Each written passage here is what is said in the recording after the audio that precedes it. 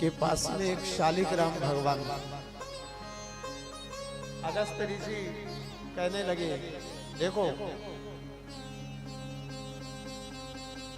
कृष्ण भक्तों को जो गोपाल जी रखे हो उनको शालिग्राम भी रखना चाहिए, शालिग्राम भगवान भी रहना चाहिए। छोटे से शालिग्राम अपने घरों में रखो। शिव भक्तों को शंकर जी रखना चाहिए, और जो दोनों के भक्त हैं शंकर जी को जल चढ़ाना है तो शंकर जी का शिवलिंग भी अपने घर में रख सकते हैं, उनको जल अपने घर में ही चढ़ाना।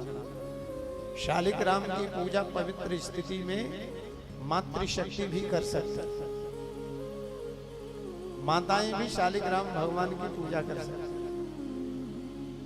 अगस्त ऋषि के पास में शालिग्राम भगवान थे।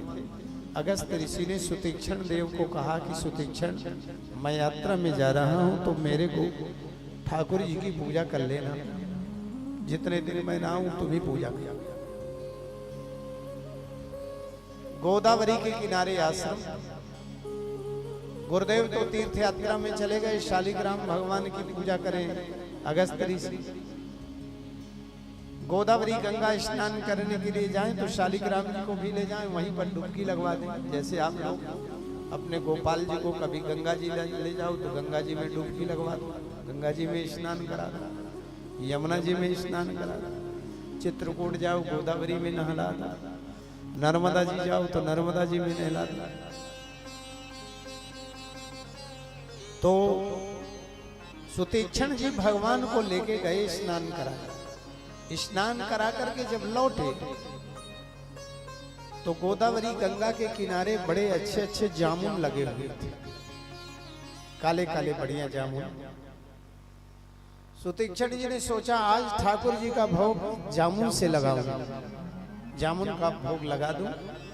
और तोड़ूं कैसे? तो तोड़ने के लिए दाएं बाएं देखा कि कोई कुछ डंडा पानी अशालिग्राम सड़ गए हम का जाने, भगवान सड़ गए हम क्या करें। अगस्त ऋषि कहते मैं समझ गया, सही सही बताओ।